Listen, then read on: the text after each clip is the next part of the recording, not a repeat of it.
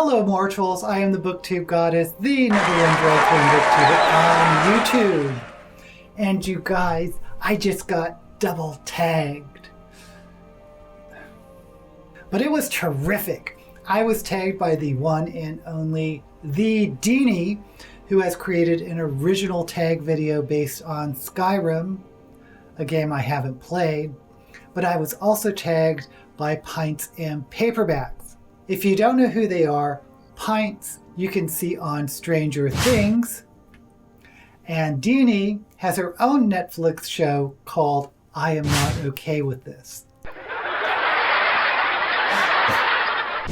Prompt 1. The Dragonborn can absorb souls, breathe fire. Kind of sounds like my ex. Soothe wild beasts, and so much more. What character do you think would be capable of anything? Well, I chose Lazarus Long, the character created by Robert A. Heinlein.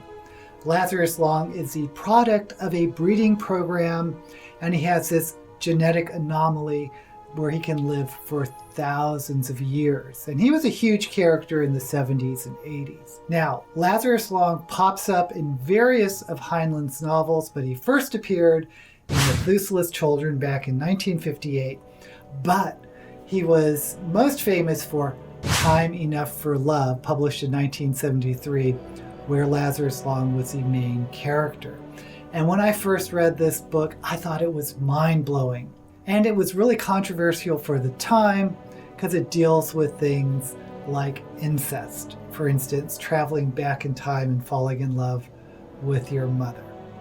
So the question is Lazarus Long his own father? And there's a lot about polyamorous families as well. And this was back in the early 70s where there was a lot of hippies and communal living. So if you're wondering if polyamory is a new thing, no, of course not. Now, it's been forever since I've read the book, but I wonder how a modern reader would receive it, because I have a feeling it is really dated. But I'm kind of curious to reread it to see what I think about it now than when I read it way back when. But anyway, for this prompt, Lazarus Long is so long-lived he can do pretty much anything. In the Wikipedia, there's a list of his occupations. Actor, musician, beggar, farmer, priest, pilot, politician, con artist, gambler, doctor, lawyer, banker, merchant, soldier, electronics technician, mechanic, restaurateur, investor, bordello manager, and slave. Prompt 2. Lydia is sworn to carry your burdens. Who is the most annoying side character? The character I picked is Ruth, who is in Never Let Me Go by Kazuo Ishiguro. She is a friend to the main character, and this is really a low-key dystopian novel. By low-key, I mean it's more of a character study than some type of adventure or thriller. It's a thinking person's dystopia. And now, Ruth is really annoying, but you're supposed to find her annoying. And the story takes place from their childhood through adulthood, and even as a child, she was a bit of a bully and did some shady things. Ruth is a tragic, broken character, but trust me, you'll find her very annoying. Prompt 3. Did someone steal your sweet roll? What is a delectable food from a book you'd like to eat? Well, from The Lion, the Witch, and the Wardrobe, when I was young and I first read it, I had no idea what Turkish delight was. But in my little child brain, I saw Turkish and related it to Turkey, so I thought she was creating these little nuggets of turkey wrapped up in gravy. So I thought it was a very savory treat. And it was years before I realized what Turkish delight actually was. Prompt 4. Took an arrow to the knee. What character do you think would be most likely to get randomly injured? Well, since my mind is already on Narnia, I'm going to pick Eustace Scrubb from Voyage of the Dawn Treader, and I think he was in another one, Last Battle. But anyway, in Voyage of the Dawn Treader, he is not only a big brat, but he gets into trouble because he's so greedy and spoiled and entitled, kind of like some YouTubers I've seen. But he has one of the greatest story arcs in the Narnia books, I think, going from this very unlikable, pathetic character to one who you really admire and like. Prompt 5, Aedra versus Daedra. What is the most interesting force of good or evil or otherworldly source of power that you'll found in a book? Well, I am going to say the proto-molecule in the EXPANSE books. This is one of the best villains that's not sort of a stereotype, evil, dark force, monster, void, whatever. This proto-molecule is an alien artifact that when humans meet it, it's treated like a virus. But the more into the book you get and the more into the stories, the scope of this alien technology keeps expanding. The expanse.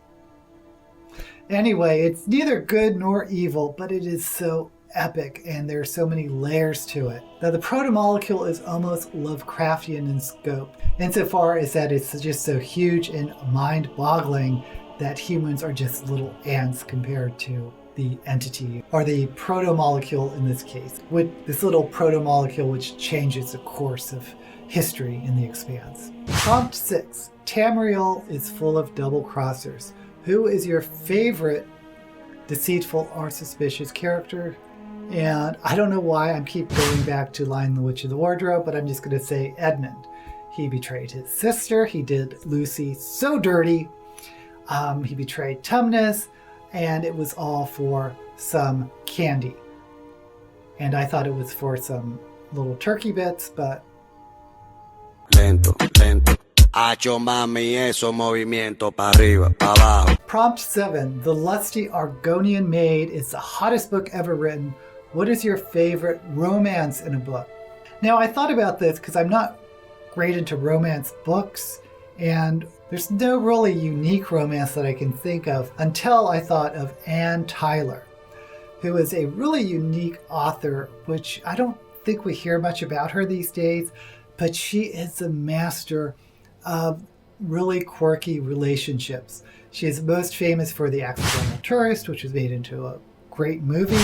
But the one that has stuck in my mind for whatever reason was the novel A Slipping Down Life. It was published way back in 1970. I think I read it in the 80s or 90s. But it's about this plain, slightly overweight girl, Evie, who has a mad crush on a local musician named Casey. And she goes to one of his performances at a local bar. She goes into the bathroom and carves his name on her forehead, and everyone freaks out. Now Casey, the musician, is blown away that someone would be so rad as to carve his name in her forehead. So they begin this really weird relationship. And they have total misconceptions about who the other person actually is. It's a short book, but I promise you this relationship, which is so weird and quirky and odd, will be one you won't forget. And yes, romance is a part of it, but it really isn't the full story. Prompt 8. Stealth Archer is the obvious and most practical character build. What type of character do you think is the most useful, and give an example? So I'm not sure how to answer this if we're talking as sort of D&D classes. If we're talking about literary builds, I guess the hero, Joseph Campbell's Journey of the Hero. But my favorite recurring character type is always the mentor, the wise and magical person. Think Gandalf or Merlin or Obi-Wan Kenobi. They almost always die or disappear at some point in the story, so the hero has to move on. But I always love the mentor figure. Prompt 9. There's more to the world than just humans. Elves, Khajiit, Argonians, and more. What is your favorite fantasy race? It's hobbitses. I know Pints said elves because they're so epic, but I love hobbits. My favorite part of The Lord of the Rings is in the Fellowship, the first part, where we have Bilbo's birthday party. I could just read that over and over again. There's just something so warming and seductive about hobbits. And I also love the end, the scouring of the Shire. I was so hoping when Peter Jackson did The Return of the King that he would include the scouring. And then I had this idea that, maybe he's going to make it his own movie, which I kind of wish he did, rather than making a 3-parter of The Hobbit itself. And I love The Hobbit. So anyway, Hobbitses. Prompt 10, glitches. Dragons freaking out in midair, giants sending you sky high.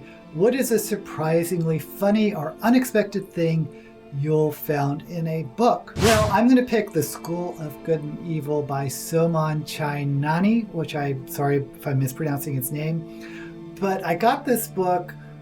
I don't know why I got it. I was just feeling like some sort of middle grade fantasy, and I didn't know what to expect. But it turns stereotypes on its head. It's a story about a young girl named Agatha who looks like a witch. She's ugly and dresses in dark goth clothes. And Sophia, who looks like a princess, dresses in pink and dreams about Prince Charming. And the School of Good and Evil is, guess what, a magical school, but it is far removed from Hogwarts. And it is sort of a satire of prince and princesses and Disney stereotypes, I think. So anyway, they end up in the wrong school. Agatha, who looks like a witch, ends up in princess school, and Sophia, who looks like a princess, ends up in evil school. So everything is topsy-turvy. The book does have some issues. It is way too long, in my opinion. The pacing seems really slow, and the author doesn't do battle scenes very well. I don't know how he makes them drag out as long as he does, but overall, I really did like that book. So I'm going to tag a few people. I'll tag TV Kane, I'll tag Lovely Books, and I'll tag Bald Book Geek. Why not?